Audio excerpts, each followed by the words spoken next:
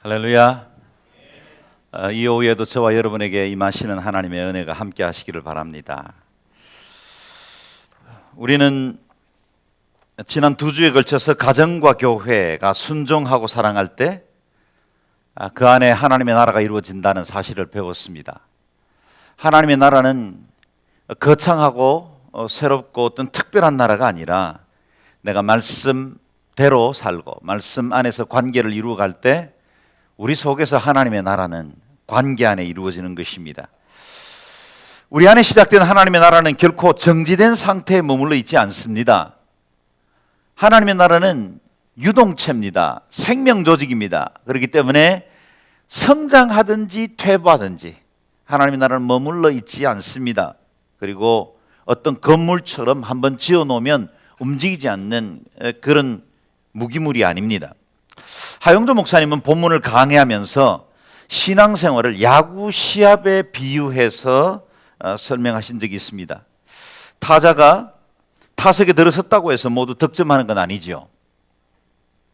안타를 치든 포볼을 가리든지 반드시 1루로 진출을 하고 1루 진출했으면 그 다음부터는 내 의지가 아니라 비록 도루라는 과정이 있긴 하지만 대부분은 다른 동료 선수들이 또 다른 안타를 치거나 앞으로 진루할 수 있도록 도와줄 때만 앞으로 나아갈 수 있습니다. 그리고 마지막 홈을 밟아서 득점을 할 수 있는 거죠.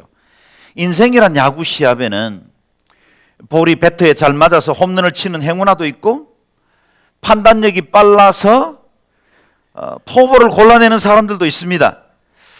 도루에 맛을 들이는 사람도 있고 생각처럼 안타를 못 쳐서 낙심하는 사람도 있습니다. 심지어는 병살타를 쳐서 남까지 죽이는 사람들도 있습니다. 인생의 축소판과 같습니다. 어쨌든 구원의 완성을 홈베이스라고 말한다면 그 홈베이스에 이르기까지 타석에선 우리 모두는 1루, 2루, 3루를 차례로 밟아 가야만 합니다. 내가 홈런을 쳤다고 해서 그 자리에서 마냥 기뻐하고 뛰기만 하면 점수가 득점되지 않습니다. 내 볼이 펜스를 넘어가도 1루, 2루, 3루는 다 밟아야 하는 겁니다. 내 생각이 틀리더라도 내 가지고 있는 가치관과 생각이 좀 맞지 않아도 하나님이 우리에게 허락해 주신 그 구원의 여정들을 다 거칠 때면 온전한 구원을 이룰 수 있습니다. 우리는 에베소서 4장에 들으면서 1루를 밟았습니다. 지난 2주간 동안 제가 나눈 말씀들은 2루에 해당됩니다. 그리고 오늘 우리는 3루로 진출할 것입니다. 섣불리 도루하다가 태그아웃 당하는 분이 없도록 오늘 말씀에 경청하실 수 있기를 바랍니다. 오늘 본문은 그리스도인들이 세상에 살면서 만나는 사람들과의 관계를 다룹니다. 그래서 그 관계 안에서 어떻게 우리가 하나님의 나라를 확장해 나갈 수 있을까요? 하는 거죠. 먼저 약자처럼 보이는 종들에게 먼저 명령하시지요. 5절 말씀을 함께 읽겠습니다. 시작. 종들이여 육신의 주인에게 순종하기를 두려움과 떨림과 성실한 마음으로 죽게 하듯 하십시오. 아멘. 배경은 이렇습니다. 열방으로 확장되던 복음이 이제 점차 모든 계층의 생명의 복음이 전파되면서 이 예수 믿는 사람들 가운데는 자유인의 신분으로 상전과 같이 주인의 역할을 하는 사람들이 있는가 하면 노예 신분에 있는 사람들도 예수를 믿어서 공동체의 일원이 되었습니다. 신학자 윌리엄 바클레이에 의하면 당시 로마 제국 안에는 약 6천만 명 정도의 노예들이 있었고 그리고 이탈리아 반도 안에 살고 있던 거주민의 85%에서 90% 가까이가 노예였다라고 보기도 합니다. 종들 중에는 개인의 집에서 가사나 또는 농사일을 돕는 사람들이 있었던 노예가 있었을 뿐만 아니라 공공시설에 소속된 공공의 노예들도 있었습니다. 로마 시민들의 오락과 볼거리를 제공했던 검투사, 글래디에이터들도 있었지만 어릿광대, 심지어는 예술가나 의사들까지도 모두 노예로 이루어졌습니다. 다시 말하면 로마 제국은 노예의 신분에 의해서 유지되던 사회였다라는 겁니다. 오늘날 우리가 기계 또 여러 산업화의 열매에 의지해서 오늘 우리 사회가 유지되는 것과 비슷했습니다. 따라서 노예의 숫자는 곧 부와 권력의 상징이었고 생산력을 의미하기도 했습니다. 이렇게 노예로 살 수밖에 없었던 이유도 여러 가지가 있었습니다. 부모가 노예였기 때문에 자연스럽게 자신도 노예의 신분으로 태어난 사람들이 있었습니다. 또 전쟁에서 패해서 포로로 끌려가 패전국 양민이 노예가 되는 경우들도 있었습니다. 경제적인 원인들도 있었죠. 어떤 돈을 빌렸다가 갚지 못할 때 자기 몸이 노예로 팔려가서 자연스럽게 그 집을 위해서 충성해야만 하는 그런 노예 신분들도 있었습니다. 어찌하든지 간에 일단 노예가 되면 그 고통의 굴레를 벗어버리는 건 너무나 힘든 사회였습니다. 우리가 상상하는 대로 또 드라마나 영화에서 들어보고 있는 대로 노예들은 인격적인 대우를 받지 못했습니다. 노예는 주인의 소유물로 간주되었기 때문에 물건처럼 시장에서 매매되기도 했고 주인에게 해를 입히면 체벌은 물론 사형을 받기도 했습니다. 헬라 철학자 아리스토텔레스는 니코마스의 윤리에서 주인과 노예에게는 우정이나 정의는 논할 수도 없다라고 말하고 있습니다. 노예는 살아있는 연장이며 연장은 생명이 없는 노예이다. 그래서 노예를 곧 연장 중에 하나로 간주하던 사회였다라는 겁니다. 당시의 노예 신분이 어떤지를 잘 보여주고 있죠. 이러한 그레코 로만 사회에서 오늘 본문, 그 배경을 이해하고 오늘 본문을 읽어보면 이 사도 바울이 주신 이 명령은 그저 쉽게 읽을 수 있는 말씀이 아니라는 사실을 알게 됩니다. 생각해 보십시오. 집에서는 노예였습니다.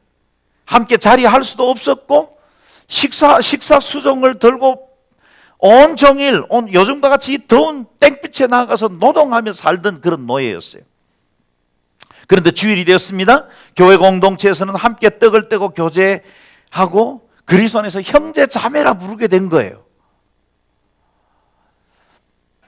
이 완벽한 천국의 모델이 그곳에 재현됐죠. 이 지상에 건설된 천국이 바로 이런 모습 아니겠습니까? 당시 노예 중심 사회의 모든 관습과 신분의 장벽을 뛰어넘는 복음의 능력, 그것이 모든 가로막힌 담들을 허물고 그리스도 안에서 하나되게 하신 복음의 위대함이었습니다. 그래서 갈라디아서 3장 28절에는 유대 사람도 없고 그리스 사람도 없고 종도 없고 자유인도 없고 남자도 없고 여자도 없습니다. 같이 읽어볼까요? 시작. 여러분 모두는 그리스도 예수 안에서 하나이기 때문입니다. 그리스도 예수 안에서 하나가 되었다는 것은 모든 신분과 차별, 차이들을 뛰어넘는 십자가 안에서만 누릴 수 있는 천국 공동체라는 사실입니다. 이렇게 주님께서 화평이 되셨고 우리 안에 진정한 하나되게 하심을 이루셨습니다. 그런데 이 아름다운 공동체가 다 한 마음이면 얼마나 좋겠습니까? 다 신앙의 수준이 깊고 또 하나님의 말씀과 그 천국 공동체에서 누리는 즐거움에 다 기뻐하면 얼마나 좋겠습니까? 시간이 지나면서 관계 안에 갈등이 고개를 들기 시작합니다. 종들에게는 이렇게 좋은 세상이 왔지만 상전들에게는 여간 불편한 일이 아니었을 겁니다. 종들 중에는 함께 그리스도인 된 주인에게 우리는 그리스도 안에서 같은 형제 아닙니까? 라는 식으로 대하는 일들이 있게 됐을 겁니다.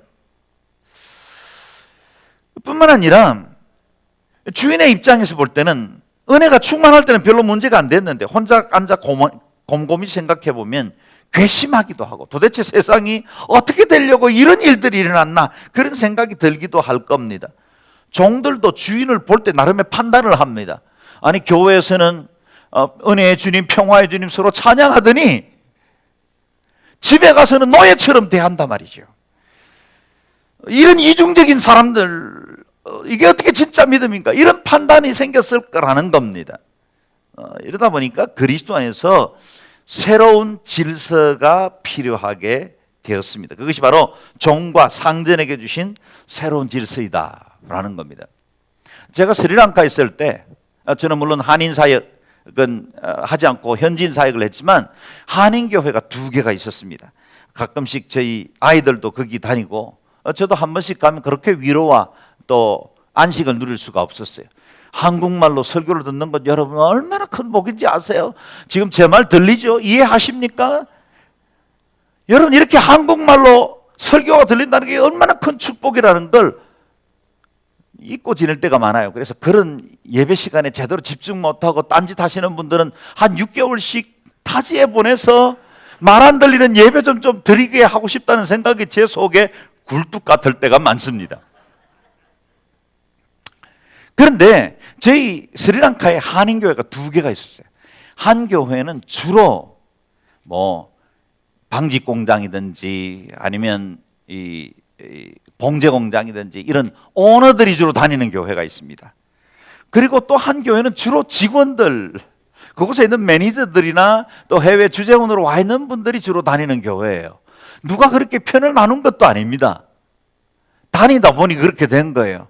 누가 주일날까지 와서 사장님 오셨습니까? 이러겠어요. 그러고 싶지 않단 말이죠. 그러니까 사장님이 다니는 교회를 피해서 다니다 보니 또 하나의 교회가 생겼다. 그래서 저는 어떤 지역이든지 교회는 한인 인구가 많든지 적든지 2개는 돼야 된다, 이런 생각을 개인적으로 하고 있습니다. 더구나 이쪽 교회에서 어떤 갈등이 생겨서 아무개 권사님하고 한판 싸우면 그래도 다른 교회 다닐 수는 있어야지. 만약에 교회가 하나밖에 없으면 에이 정말 이래서 그냥 떠나버리면 갈 데가 없는 거예요. 뭐 요즘처럼 CGN TV가 잘 돼 있어서 영상으로 예배, 물론 그것도 옳은 예배는 아닙니다. 건강한 사람들은 다 교회 공동체에 와야 돼요. 몸이 불편하고 힘든 사람들을 위한 배려, 저 선교제에 있는 사람들을 위한 배려이지 CGN TV로 예배 드리고 헌금은 지로용지로 보내고 그러는 건 있을 수 없다는 거예요. 그건 교회 아니에요. 그건 편리한 일이긴 하지만 교회의 모습을 갖춘 건 아닙니다. 그래서 이 한인교회 2개의 교회가 직장의 상사와 또 실무들 사이에 약간의 거리를 두게 함으로 편안함으로 예배했던 그런 모습을 본 적이 있습니다. 설사 우리들 사장님과 매니저 사이에도 이런 관계라면 당시 고대 사회의 이 문제는 얼마나 심각했을까 하는 건 충분히 짐작할 수 있겠죠. 그리고 요즘처럼 뭐 한 도시에 교회가 여러 개 있던 때도 아니고 여기는 감리교회 저기는 장로교회 이렇게 교회가 있는 때도 아니기 때문에 그야말로 한 도시의 한 교회 공동체 주인과 그리고 그 노예가 함께 신앙생활을 해야 하는 그 사회에 필요한 질서, 그것을 위해서 오늘 본문이 주어졌다라는 겁니다. 먼저 기억할 것은 사도 바울은 당시에 불합리하고 악한 인간의 욕심의 산물이었던 노예제도는 결코 하나님의 뜻에 일치된 것이 아닙니다. 그런데 이 노예제도를 사도 바울은 뒤엎을 의도가 없다는 사실입니다. 그는 결코 노예 해방문을 발표하지 않았습니다. 오등은 자의 노예들의 해방과 자유를 선언하노라. 로마 제국의 6천만 노예 형제들이여, 억압과 통한의 세월은 지나고 이제 모든 인간이 평등하게 살아갈 시대가 도래했도다. 우리 모두 분연히 일어나 저 게으르고 탐욕 가득한 귀족 집단을 무너뜨리고 희망과 해방의 새 아침을 맞이하자. 나가자. 아무도 반응이 없네요. 여하튼 이러지는 않았다는 거예요. 노예제도를 무너뜨리고 그리고 새로운 질서를 만들므로 하나님이 원래 의도했던 그 평등, 그것을 추구하는 자리로 가는 게 오늘 에베소서의 목적도 의도도 아니다라는 겁니다. 사도 바울은 오늘의 도덕운동과 인권단체들에서 비난받을 만큼 노예제도에 대해서는 소극적으로 대합니다. 저와 같은 386 세대, 80년대의 초반에 대학을 다니고 또 그 시대에 학교를 다녔던 대부분의 사람들은 아마도 민주운동, 반정부 투쟁 그런 것들로 갈등을 하지 않은 사람이 아무도 없을 겁니다. 저도 그 당시에 막 예수를 믿고 가슴이 뜨거웠던 때였기 때문에 거리로 나가 돌을 던질 것인가, 아니면 골방에서 그저 이 나라의 민족을 위해서 민주의 나라가 오도록 기도할 것인가 하는 문제를 놓고 고민한 적이 한두 번이 아닙니다. 때때로 스크랩을 짜고 거리로 뛰쳐나가 본 적도 있습니다. 그래도 마음이 편치 않습니다. 그렇다고 골방에서 눈물 뿌리며 기도하고 나오면 그래도 왠지 책임을 다하지 못했다는 자책에 빠지기도 했습니다. 만일 그 페프포그, 우리가 지랄탄이라 부르던 그 체류탄이 우리가 다니던 그 학교 캠퍼스에 난무하던 그 가운데 우리 주님이 서셨다면 우리 주님은 이 상황을 뭐라고 해석하실까? 그것 때문에 고민한 적도 한두 번이 아닙니다. 그러다가 떠오른 그림이 있습니다. 우리 예수님은 그 엄청난 종교적인 지도자들과 로마의 제국의 세력에 대항한 적이 없었다는 사실입니다. 주님은 전혀 죄가 없으신 분이지만 불의한 재판을 받으셨습니다. 고통스러운 십자가를 거절하지 않으셨습니다. 체제를 전복하지 않으셨습니다. 주님은 그 고스란히 그 모든 고난과 억울함을 다 받으시면서 십자가의 길을 묵묵히 걸어가셨습니다. 복음은 인간의 자유와 평등에 대해 참으로 지대한 관심을 가지고 있지만 사회 질서를 뒤엎는 방법으로 그 정의를 이루려고 하지 않습니다. 선지자들을 통해 신랄하게 악과 범죄를 고발하는 것도 사실이지만 어떤 집단을 동원해서 사회 혁명을 이루는 성경 말씀은 존재하지 않습니다. 복음적인 질서는 섬김이지 투쟁이 아닙니다. 성경은 고발하고 악을 덜추어내는 것보다 사랑으로 허물을 덮으라고 말씀하십니다. 금을 쓰는 자는 금으로 망한다고 말씀하십니다. 어떻게 보면 복음이 이 세상의 갖가지 악을 대하는 방법이 너무나 연약하고 너무나 소극적인 건 아닌가, 그런 답답한 마음을 갖는 것도 사실입니다. 단체 행동이나 조직도 갖추지 못한 채로 어떻게 이 세상을 변화시킬 수 있을 것인가 하는 그런 막막함, 무능함을 보이기도 합니다. 그러나 역사 가운데 하나님께서 예수 그리스도를 통해서 이 땅에 어떻게 샬롬을 이루어 오셨는지를 보십시오. 나사렛 작은 동리의 목수의 아들로 태어나 이 땅에 33년, 그것도 공생에는 불과 3년밖에 되지 않는 짧은 시간을 살아가는 동안 주님은 당신에게 있는 모든 것들을 내어주셨고 채찍에 맞으셨고 침뱉음을 당하셨고 십자가에 못 박혀 돌아가시면서 처절하게 엘레리 라마 사박다리를 부르면서 죽어가셨습니다. 그러나 당시에 세상의 권력을 호령하던 시저 그리고 로마 제국을 보십시오. 그들의 군대는 얼마나 강력합니까? 모든 길은 로마로 통한다라고 말할 만큼 세상을 정복하던 그 파워, 그것은 지금 과거의 영화, 로마 제국이 남긴 빌딩과 고대 문서나 법전 외에는 우리에게 남겨진 것이 없습니다. 그러나 예수 그리스도, 갈릴리 목수는 지금도 온 인류가 그 앞에 경배하고 무릎을 꿇고 왕이신 하나님, 그리고 모든 이름 가운데 가장 뛰어난 이름이라고, 오늘 우리 오후에 정말 감동으로 하나님 앞에 찬양 드린 것처럼 유일한 이름으로 찬양받고 계시는 겁니다. 그것이 사회를 변화시키는 그리스도인의 방법이 되어야 합니다. 그리스도인들은 이 거릇된 세상을 섬김으로 감동시켜야지 선동함으로 변화시킬 수 있는 것은 아닙니다. 우리는 세상을 섬기도록 부름받았지 해방신학자들이 주장하는 것처럼 폭력으로 대항하기 위해서 또 하나의 폭력을 사용하는 것은 합당치 않습니다. 고린도전서 7장 20절 21절인데요. 같이 한번 읽어볼까요? 시작.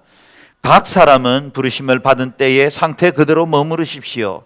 당신이 종으로 있을 때 부르심을 받았습니까? 걱정하지 마십시오. 여기 부르심을 받았던 때에 라고 말하는 건 만약에 당신이 노예로 있는 때로 부름받았다면 그 노예의 신분으로 하나님을 섬길 수 있는 충성스러운 최고의 길을 찾으십시오. 만약 당신이 주인의 신분으로 자유인으로 만약 부름을 받았다면 그 상태 그대로 하나님을 섬길 수 있는 최고의 방법, 주님의 가치와 주님의 세계관에 합당한 방법으로 살아가십시오. 그렇게 권하는 겁니다. 고린도 교회도 노예 신분으로 있던 형제들이 구원받게 되었으면서 교회 내 갈등이 발생하게 된 것 같습니다. 바울은 권합니다. 신분의 벽을 넘으려고 하지 말고 부르심을 받은 위치에서 하나님의 뜻을 이루십시오. 잘 되는 사람, 세상적으로 성공한 사람, 그 위치에서 하나님의 뜻을 이루십시오. 실패하고 어렵고 여러 가지 경제적으로 힘들고 매일매일 연약한 육체에 인하여서 허덕이는 사람 있는 그 모습 그대로 섬기십시오. 내가 남자로 부름받았습니까? 여자로 부름받았습니까? 교회에 부름받은 직분은 무엇입니까? 그것이 어떠하든지 간에 내게 부름받은 그것으로 하나님의 나라 그 뜻을 이루어 나가도록 섬기라 말씀하십니다. 그래서 5절에서 7절까지는 종들이 순종해야 할 세 가지 자세를 우리에게 말씀하고 있습니다. 읽어보겠습니다. 시작. 종들이여 육신의 주인에게 순종하기를 두려움과 떨림과 성실한 마음으로 죽게 하듯 하십시오. 사람을 즐겁게 하는 사람들처럼 눈가림만 하지 말고 그리스도의 종들처럼 마음으로 하나님의 뜻을 행하고 성실히 섬기되 주를 섬기듯 하고 사람에게 하듯 하지 마십시오. 아멘. 오늘 우리로 적용하면 우리의 직장 생활과 우리가 구성하고 있는 그것이 어떤 조직이든지 간에 그 모임에서 우리가 상전이든 또 아랫사람이든 동료이든 다른 사람들에게 대할 때 가져야 할 마음이다라는 겁니다. 첫 번째는 5절에 나옵니다. 두려워하고 떨며 성실한 마음으로 봉사하라. 두려워하고 떨며 성실한 마음으로. 여러분, 이 단어에 적합한 분은 누구십니까? 오직 한 분밖에 없습니다. 예수 그리스도십니다. 마치 오늘 본문에 반복적으로 나오는 단어가 있는데 죽게 하듯 죽게 하듯. 지금 우리가 어떤 상황, 어떤 조직 안에 있든지 간에 내 윗사람이라고 여겨지는 사람들에 대해서는 마치 그리스도를 섬기듯이 두려워하고 떨며 성실한 마음으로 섬기라 말씀하고 있습니다. 이 두려움은 공포를 의미하는 것이 아닙니다. 경외함을 의미함이죠. 역시 우리가 지난 시간에 살펴보았던 5장 21절 말씀으로부터 뿌리를 둡니다. 그리스도를 경외함으로 피차 복종하라. 그리스도를 경외함으로 피차 복종하라. 여기로부터 우리의 모든 관계, 사회 질서가 출발합니다. 상전을 대할 때 주님께 하듯 충성하라는 겁니다. 아부하는 것과 주님께 대하듯 성실을 대하는 건 금방은 표가 안 날지 모릅니다. 그러나 시간이 지나면 진실이 드러납니다. 이런 사람은 어떤 일을 맡기건 어떤 직책이 주어지든 그 조직 사회에서 틀림없이 인정받고 높임을 받게 될 것입니다. 우리 한국인들에게 이상한 풍토 하나가 생겼습니다. 다른 사람 밑에 있을 때는 상전을 빈정거리고 빗대어 말하고 그리고 그에 대해서 약간은 엔티적 경향을 띄어야만 왠지 지성이 있고 깨어있는 사람처럼 여기는 경향이 있다는 거예요. 언제부터 왜 이런 경향이 생겼는지는 모르겠어요. 우리가 원체 권위주의 체제 안에서 오랫동안 눌려있다 보니까 아마 이런 형태의 마음들이 생긴 것 같습니다. 그리고 그런 사람들이 꽤 멋지고 비판적이고 부정적인 생각을 가지고 있는 사람들에게 왠지 우쭐대고 높임을 받는 것 같은 경향이 있습니다. 그러나 제가 알기로는 부정적이고 비판에 능한 사람을 하나님이 크게 들어 쓰신 적이 없습니다. 인류 역사는 비평가들을 위해서 동상을 세워준 적이 없어요. 어떤 환경, 어떤 조건을 만나든지 그것을 긍정으로 해석을 하고 그리고 그 가운데 행하시는 하나님의 뜻이 무엇인지를 찾고 즐겁게 섬기는 사람들을 통해서 하나님은 언제나 일하십니다. 여러분, 우리 조직 사회가 어떠하든지 간에 우리의 상전이, 나보다 상급자가, 나보다 연장자가 다 훌륭하고 다 인격적이고 다 하나님 앞에 바로 서 있는 사람들만 있겠습니까? 그렇지 않더라도 우리가 하나님의 말씀을 따라 죽게 하듯 섬기기 시작하면 문제 해결의 길을 아랫사람에게 준 거예요. 우리가 그렇게 시작하면 윗사람이 변화받습니다. 그리고 조직 사회가 변화받기 시작하는 거예요. 둘째는 6절에 나옵니다. 눈가림만 하여 사람을 기쁘게 하는 자처럼 하지 말라 그랬습니다. 겉만 멀쩡해 보이도록 부실공사하지 말라는 말씀입니다. 요령 피우지 말라는 겁니다. 사람 눈에는 멀쩡하게 보일 수 있지만 모든 것을 보시는 하나님의 눈, 그 감찰하시는 하나님의 그 눈을 어떻게 가리울 수야 있겠습니까? 여기에 중요한 말씀이 있습니다. 그리스도의 종들처럼 마음으로 하나님의 뜻을 행하고 그랬어요. 지금은 어떤 주인의 종이에요. 그런데 그 종들에게 사도 바울이 권하기를 너희는 그리스도의 종들처럼, 사람의 질서 때문이 아니라 그리스도 때문에, 사람을 위해서가 아니라 하나님의 뜻을 행하는 것처럼 섬기라 그랬어요. 저는 이 말씀이 얼마나 은혜가 되는지 몰라요. 여러분, 우리가 매일매일 행하는 모든 일상생활이 하나님의 뜻을 행하는 것이다 라는 거예요. 이 종이, 이 노예가 지금 집에서 하는 일상생활들, 매일매일 가사를 돕고 농사를 짓고 노예로서 정말 땀 흘려서 일하는 그 모든 것을 하나님 오늘 말씀하시기를 하나님의 뜻을 행하고 그랬어요. 놀랍지 않습니까? 이렇게 적용할 수 있습니다. 내가 직장에서 일하고 가정에서 가사 일을 돌보는 모든 것은 하나님의 뜻을 행하는 것이다. 하루 종일 컴퓨터에 앉아 서류를 만들거나 고객을 만나 친절하게 대해주는 것, 사업상에 동문서주 뛰는 것, 내가 맡은 일들이 천하든지 아니면 귀하든지 간에 어떤 것이든지 그것을 열심히 일하는 것은 하나님의 뜻을 성취하는 것이다. 그래서 우리가 회사에서 맡은 일들은 하나님의 뜻과 무관하지 않습니다.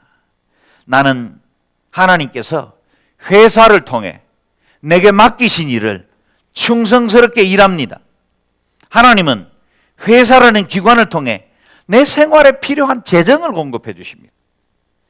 여러분, 이게 만약에 우리의 관점들을 이렇게 바꾸기만 하면 이 직장일이 전혀 다른 의미로 다가오기 시작합니다. 어떤 분들은 말합니다. 목사님은 참 좋으시겠어요. 목사님은 지금 하고 있는 일들이 다 주의 일이니까 목사님 섬기고 수고하고 애쓰는 것 피곤하고 힘들겠지만 우리 하나님께 영광 돌리고 충성하는 거니까 얼마나 좋으시겠어요. 맞는 말씀이긴 한데 중요한 걸 놓치고 있는 거예요. 여러분, 만약 여러분이 하고 있는 일이 죄 짓는 일이 아니라면, 하나님의 뜻에 이 반하는 일이 아니라면 여러분이 하는 모든 일도 제가 하고 있는 목사직과 똑같이 하나님의 일을 행하는 일입니다. 아멘 하셔야 돼요. 아멘이에요. 기독교는 성과 속을 구분하지 않습니다. 어떤 일은 디바인한 일이고 어떤 일은 세큘러한 일이다. 이렇게 구분할 수 없다는 거예요. 내가 하는 모든 일들을 통해서 우리는 주의 나라를 섬기고 하나님의 뜻을 이 땅에 이루어갑니다. 이것이 기독교인들의 청지기 의식입니다. 지금 나는 교회에서 오늘 이 모양 저 모양으로 여러 가지 봉사하고 충성했고요. 이제 여러분 세상에 나가는 순간 여러분의 세상의 여러 일들을 통해서 주님의 일을 행하기 시작하는 거예요. 세 번째, 사회생활을 하는 우리에게 주신 자세 7절에 나옵니다. 성실하게 섬기라. 킹 제임스 버전은 성경은 착한 뜻으로 행하라 그렇게 번역했고 NIV 영어 성경에는 전심으로 하라 그렇게 번역했습니다. 이런 용어들은 예배할 때, 찬양할 때 사용하는 단어들입니다. 얼마나 성실히 섬겨야 합니까? 사람이 아니라 주를 섬기듯 하라. 어떻게 섬겨야 합니까? 주님을 섬기듯 하라. 사람들에게는 적당히 눈가림을 할 수도 있고 흉내만 낼 수도 있지만 그러나 모든 것을 감찰하시고 아시는 주님을 섬기듯 하라. 전심으로 순전한 마음으로 섬기라는 겁니다. 본문을 묵상하면서 이렇게 적용해 봅니다. 만일 누군가가 비즈니스를 하면서 오늘 나누었던 이 종의 세 가지 자세, 그 마음으로 일한다면 무엇이든지 칭찬받고 무엇이든지 인정받을 겁니다. 우리 가게에 오는 손님, 주님이 들어오시는 줄 알고 내 목구멍이 포도청이기 때문에 내가 고객 관리를 잘하기 위해서가 아니라 주님이 저 문을 열고 우리 가게에 방문하셨다. 그런 마음으로 만약에 친절하게 대하고 그들을 정성껏 섬긴다면 감동하지 못할 손님이 어디 있겠어요? 내가 가르치는 학생에게 내가 우리 주님을 섬기듯 이 아이들의 인생과 삶이 바로 서고 정말 하나님 기뻐하시는 사람으로 세워지기를 원한다는 마음으로 내가 학교에서 강단에서 아이들을 가르치면 그 아이들의 인생이 얼마나 변화받을까요? 존경받지 않는 선생님이 될 수 있겠습니까? 우리 주님을 대접하시듯이 음식을 만드는 식당 성공하지 않으면 이상한 거죠. 목사가 신방만 해도 어쨌든 우리 목사님 뭐 좋아하시죠? 뭐 맛있게 드릴까? 이렇게 고민해서 음식 대접하는 성도들이 정말 많은데, 여러분, 내가 식당에서 일을 하면서 우리 주님 대접합니다, 그런 마음으로 하는데 음식 대충 만들 수 있겠어요? 음식 재료 어떻게 싸구려 갖다 쓸 수 있겠어요? 그렇게 해서 최선을 다하면 이건 내가 주님 앞에서 상 받을 만한 일이지만 무엇보다 그 비즈니스 성공합니다. 그런 식당 성공 안 하면 이상한 거 아니겠어요? 그런 비즈니스나 그런 사업체들 투명하게 최선을 다하고 내가 직장에서 맡은 일 속이지 않고 성실하게 일하면 어떻게 인정받지 않을 수가 있겠어요? 오늘 본문은 세상 가운데 확장되는 하나님의 나라를 위해서 우리에게 주신, 거기 2000년 전 몇 명의 노예들에게 주신 말씀이 아니라 오늘 이 땅 가운데 하나님의 세상, 하나님의 뜻을 이루게 하시기 위한 우리를 위해 주신 하나님의 말씀이다라는 사실입니다. 8절은 더 놀라운 약속을 주십니다. 같이 읽어보겠습니다. 시작. 이는 종이든 자유인이든 모든 사람이 무슨 선을 행하면 주께로부터 다시 이것을 받을 줄 알기 때문입니다. 아멘. 잘 보십시오.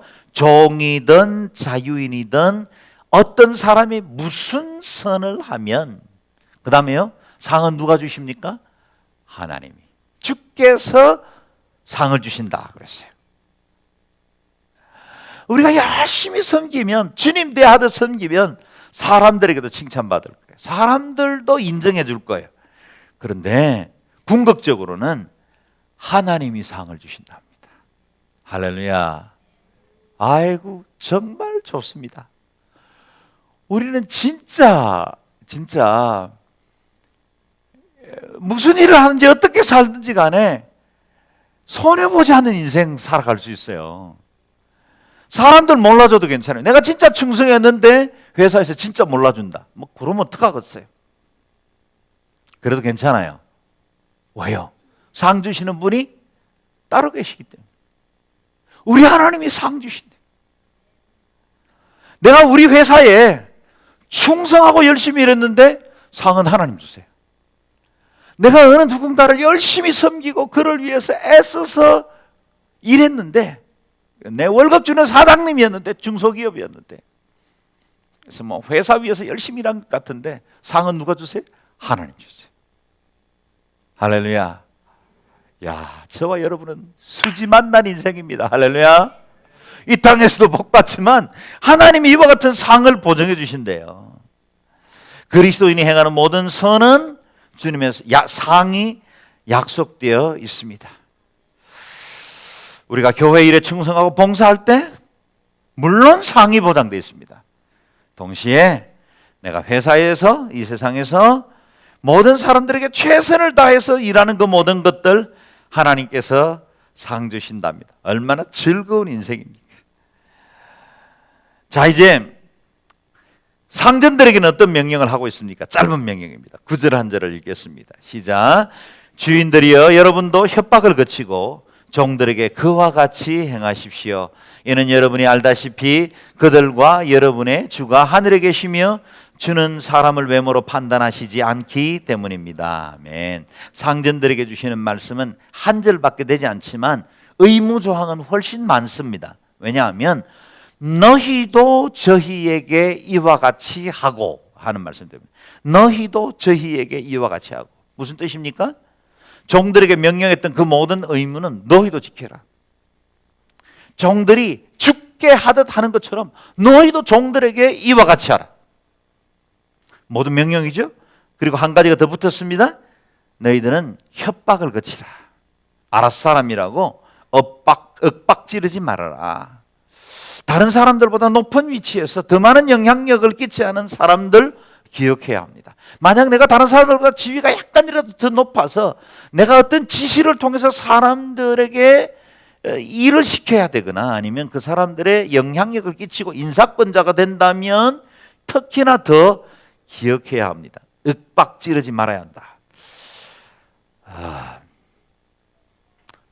제가 윽박지르지 않았나 모르겠어요. 저는 윽박지르는 기능을 해야 되는 본부장 역할을 할 때가 많습니다. 아이고, 제가 참 이게 두려운 말씀입니다. 아랫사람이라고 윽박지르지 말라. 가진 힘, 포지션, 돈의 위력, 그걸 가지고 다른 사람들을 윽박지르지 말라. 이유가 있습니다. 이유가. 더 위에 권세가 계시기 때문이다. 더 위에 권세가 계시기 때문에. 나보다 더 큰 상전이 있기 때문에 내 아래 사람들도 윽박지르지 않고 주를 대하듯 대해야 한다라는 겁니다. 제가 LA에서 목회할 때, 교회 개척할 때 초기에 저희 교회 무임 관사로, 그러니까 사례를 전혀 받지 않고 풀타임 간사로 섬겨주신 한 분이 계세요. 이분은 여러분 이야기하면 알만한 건설업계의 아주 대기업 따님 중에 하나입니다. 우리나라 최고의 명문대 학부와 대학원을 나오셨어요. 여자분인데. 근데 아드님이 이라크에 전쟁터를 갔어요. 미국 시민권자니까. 근데 이 아들이 미국은 뭐 자원 입대니까 안 가도 되는 거거든요. 근데 이 아들이 내가 그래도 엄마, 이 나라의 시민으로 살아가려면 이 나라에 가지고 있는 의무들을 해야 되지 않겠습니까? 그리고 군대를 입대한 거예요. 그때 막 이라크 전쟁이 한참 일어날 텐데 이 어머니가 새벽기도 나와서 기도할 때 보면 아무도 없을 때는 상당히 교양 있게 기도를 해요. 그러나 다 떠나고 나서 혼자 남을 때는 마치 짐승 소리처럼 통곡하듯이 기도해요. 그 자식 보호해 주시도록 하나님 앞에 기도하는 소리가 정말 이 신음 소리를 토해내듯이 기도해요. 뭐 그런 기도가 너무 당연하죠. 근데 어느 날 저하고 이분하고 거래를 했어요. 내가 단 하루도 빠지지 않고 마이크를 위해서 기도할 테니 우리 집사님은 우리 교회에 간사로 좀 섬겨달라. 목사가 못됐죠. 이렇게 거래하면 안 되는 거 아니에요?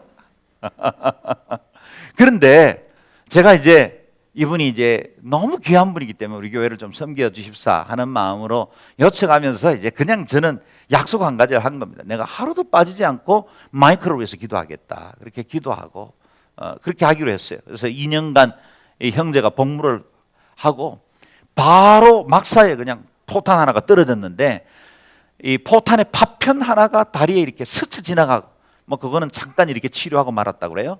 그 외에는 전혀 상하지 않고 건강한 몸으로 돌아왔어요. 얼마나 감사한지 몰라요. 그런데 이분이 그 대기업의 딸이고 정말 사회적으로도 명문 대학을 나오고 근데 얼마나 잘 섬기는지 그리고 옷도 자신을 위해서는 진짜 뭐 제대로 차려입질 않아요. 마치 북한의 인민복 같은 거 하나 차려입고 교회 와가지고 청소 다 하는 거예요.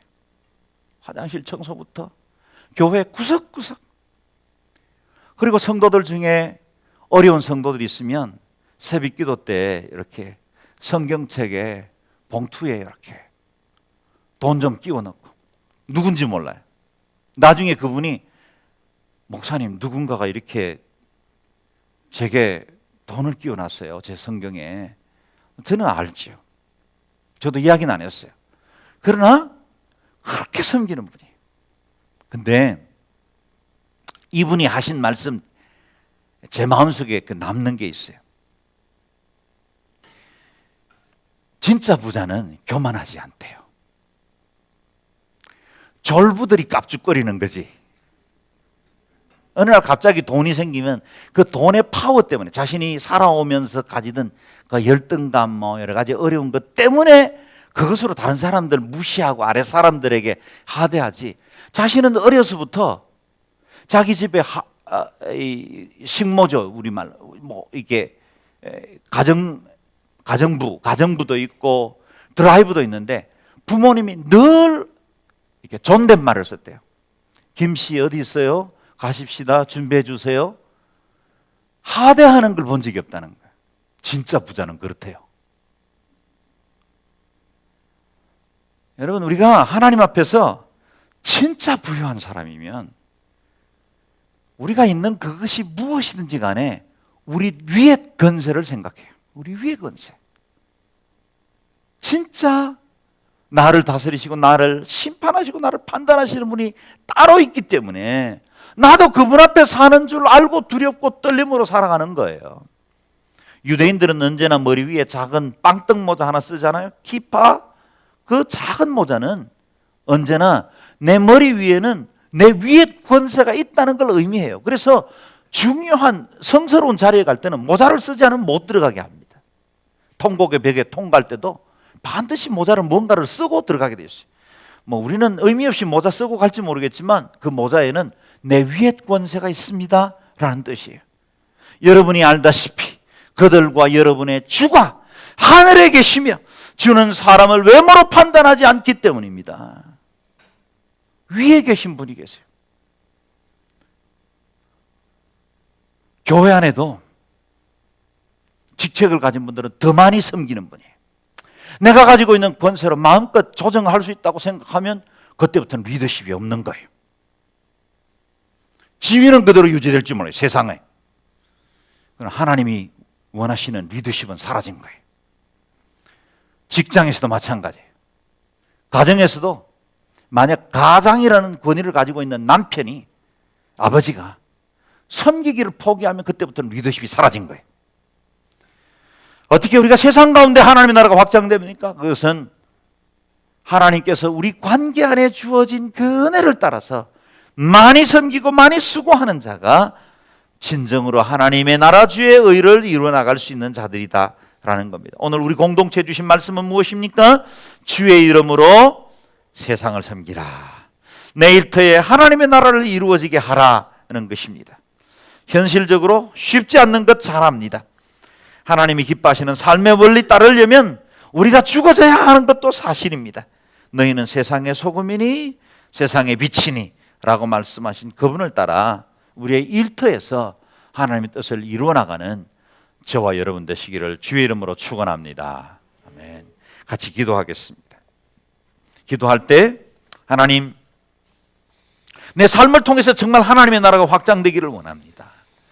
나를 통해 주의 뜻 이루시고 우리의 가정에서 또 우리의 교회에서 내가 지금 머물고 있는 이 회사 또 일터에서 죽게 하듯 하는 그런 자로 하나님의 뜻을 이루어 나가는 저희들 되게 도와주옵소서. 우리 자신을 의탁하며 통성으로 같이 기도하겠습니다.